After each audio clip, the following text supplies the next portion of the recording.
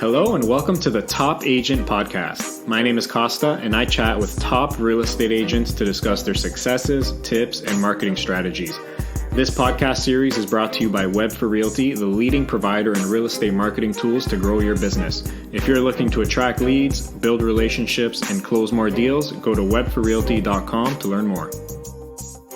In this episode, I'm catching up with Matthew Fernandes, a real estate broker in Toronto. I first met Matthew about 5 years ago when he was starting to ramp up his real estate business. Today, Matthew is in the top 2% of over 50,000 realtors in the Toronto area, which is absolutely incredible. The amazing thing is he's just getting started. Definitely an agent to look out for. So I was really excited to speak with Matthew, and I hope you enjoy our chat as much as I did. All right, Matthew, thank you so much for doing this. I really do appreciate it.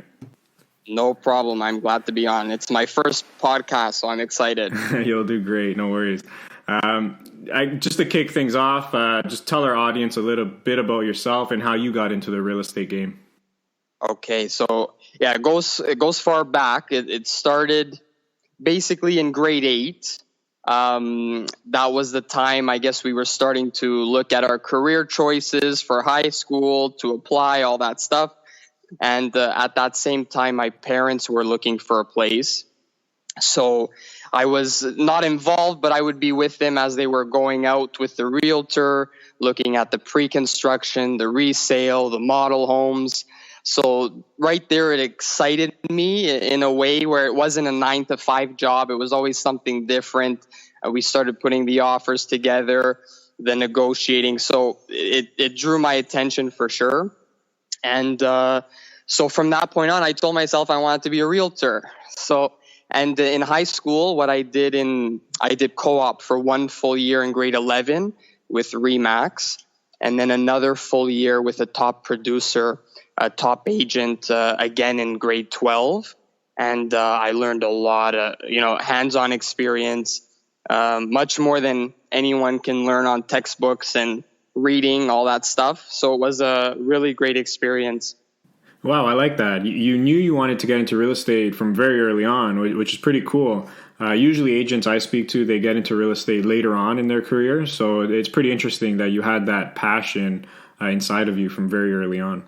Yeah, and a lot of people think I had family in the industry when I told them I started at the age I started at. But no family, my parents weren't in it, my uncles, aunts, nothing. Just something that from the beginning drew my attention and I stuck to it. Okay, that's amazing. Awesome. So we met, I think it was like 5 years ago. I think it was. Yeah, could have been. Yeah, that's right. Around the time you were kicking things off in real estate. And one thing that stuck out to me about you was how precise and how detailed you were. You seem to have a very clear vision and plan in your business, which I can see you've executed amazingly. And I just want to first congratulate you on that and all your successes, truly. Thank you. So, I appreciate it. Yeah, no worries. So with that being said, though, as with any business, the climb doesn't come without its hurdles and obstacles along the way. What are some of the biggest challenges you've had to face in your real estate career, and what are some ways you've overcome those challenges? So challenges every day. There's challenges, which is but you learn from them. There's always roadblocks, and you learn from them. You apply them. So that's how you have to deal with it in any business, I guess. But the biggest challenge for me, I would say, was probably around when I met you, because I've been doing it for 8 years. I met you about 5 years ago. I was trying to structure the business and grow it. So I think for me, that was the biggest challenge on how to go about structuring it and, leveraging the business where we can grow it, but at the same time, still maintain that personalized service for our clients, right? I didn't want to spread myself too thin. I didn't want to grow too quick. So it was just getting the things in place so we can grow slowly and still maintain that customer satisfaction for sure.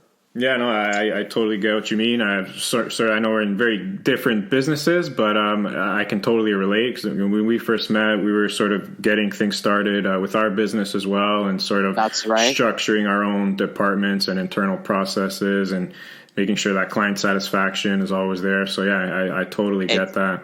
Yeah, that's right. I guess it's with any business. You just got to grow slowly. A lot of people, they'll grow really quickly and it may work for them. Sometimes it does, sometimes it doesn't. But yeah, it's just trying to provide that customer service, but also growing at the same time, right? Yeah, absolutely. It seems like you've always had a pretty strong online presence.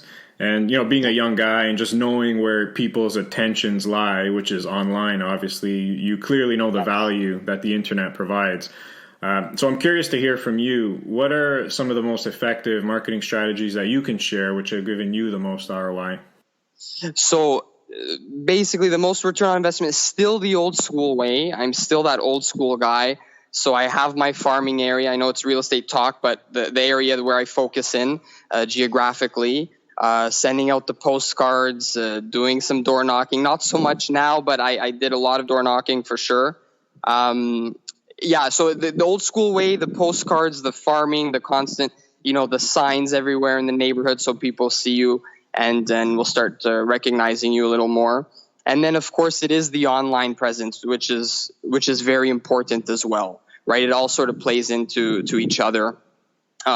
Also, how you're marketing yourself, but more importantly, how you're marketing your clients' properties.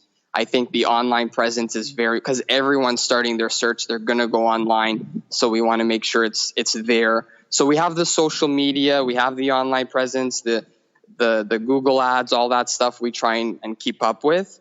In the last little bit, Instagram has been really good for me. I'm at about 10,000 followers right now. So it's taken some time to get there, but in the last little year, I've been seeing the response from it, the direct response from Instagram, which has been great. So yeah, social media is a big thing. And then we're also doing the targeted ads, which is great for our clients because everyone's on Facebook, everyone's on Instagram. So we'll target their specific property, make sure it's visible, and it can reach up to 50,000 people sometimes, if not more, of course, but. Amazing. I'm sure a lot of clients now are asking you, how you're going to promote their property online. That's right. Yeah, it's a big thing. It's very important for sure. So we try and cover it all. Yeah, you mentioned your farming area. How did you determine which area to farm? Is it where you grew up, for example? Well, for me, yes. For me, it was where I grew up.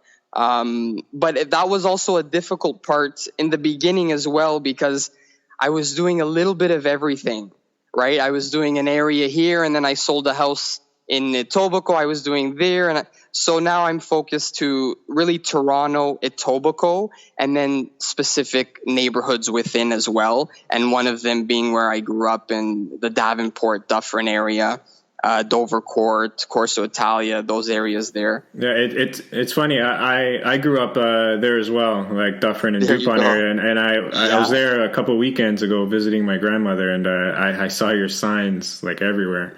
So, there you go. That's what we want. Actually, funny enough, I didn't even mention this to you, but you actually on my grandmother's fridge was one of your calendars.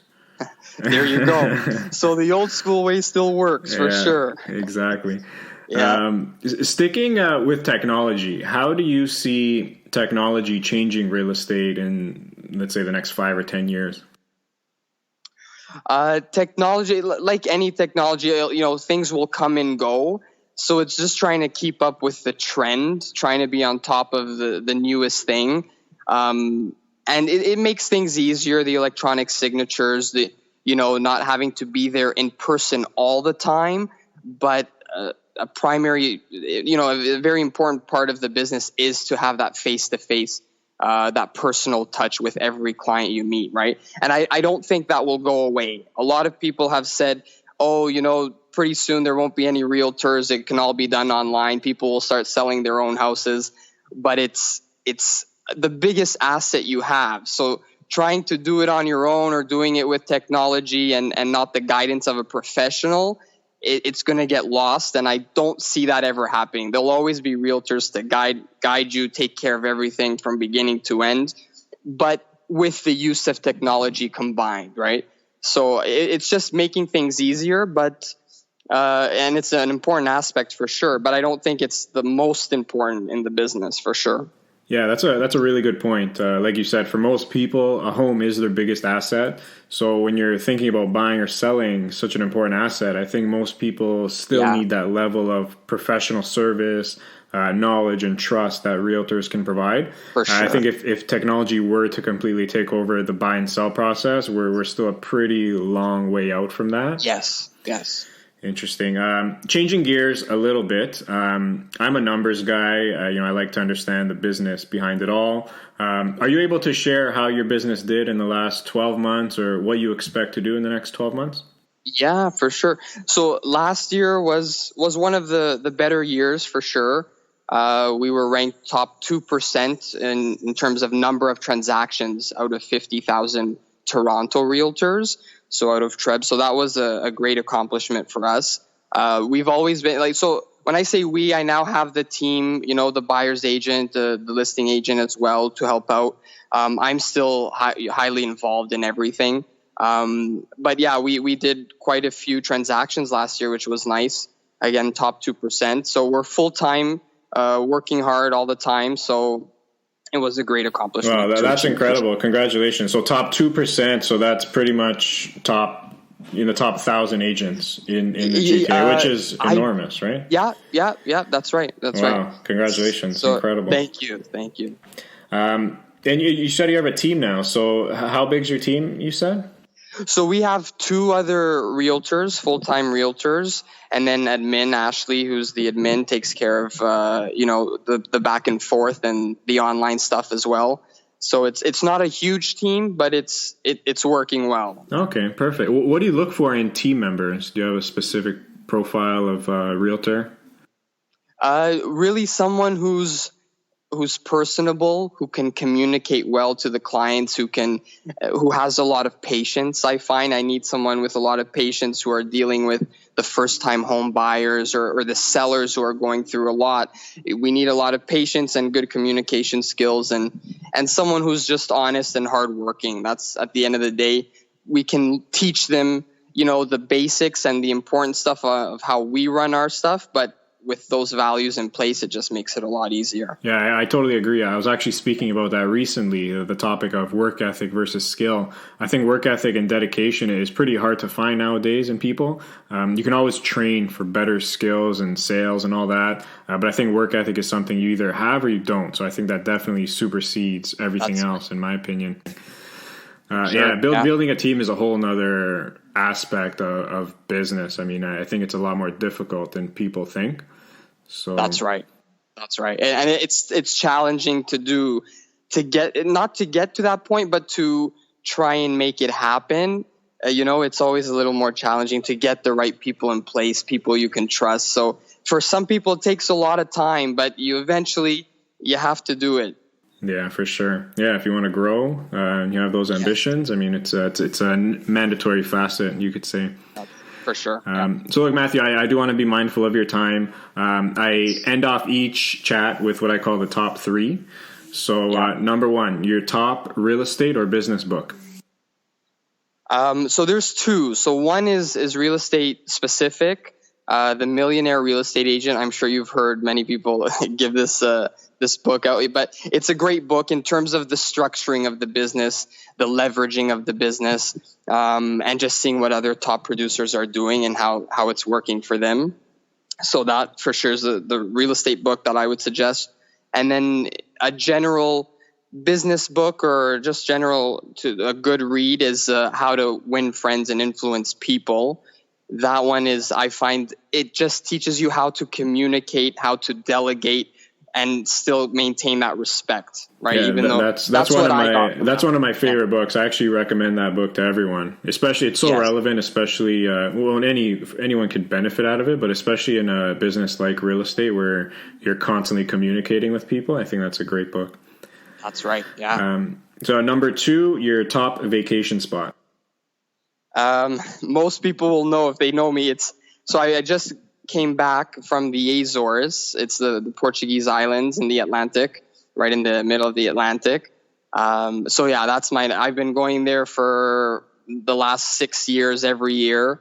And luckily I'm able to go for a month. So it's really nice, just relaxing, stress-free, no traffic, and just a nice lifestyle for sure. They say the only traffic there is the cows on the road that are going from one place to the other. That's been on my list for a little while. I've been to Portugal, but not to the Azores. So yeah, it's becoming very popular for sure. And if you can go back, you're a young guy, so you don't have to go back too much. But if you, what do you wish your 20-year-old self knew? What I wish my 20-year-old self knew would probably be to grow the business sooner than I did, and not be afraid of that change and that growth. I think that's what it would be. Maybe do it a little bit sooner. Yeah, just take it head on. Good advice. Yes. And yes. If people want to get a hold of you or reach out, where can they find you? Where's the best place to reach you? Website is MatthewFernandes.ca.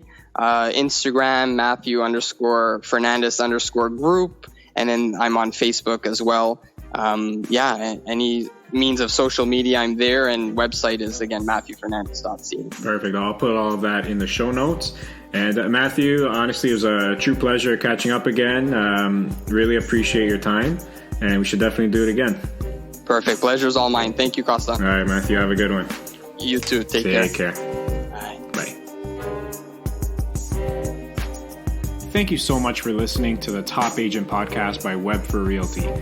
By the way, we're providing exclusive promos to our listeners. Visit webforrealty.com/topagent and get your first month on us. That's webforrealty.com/topagent to get your first month of service completely free.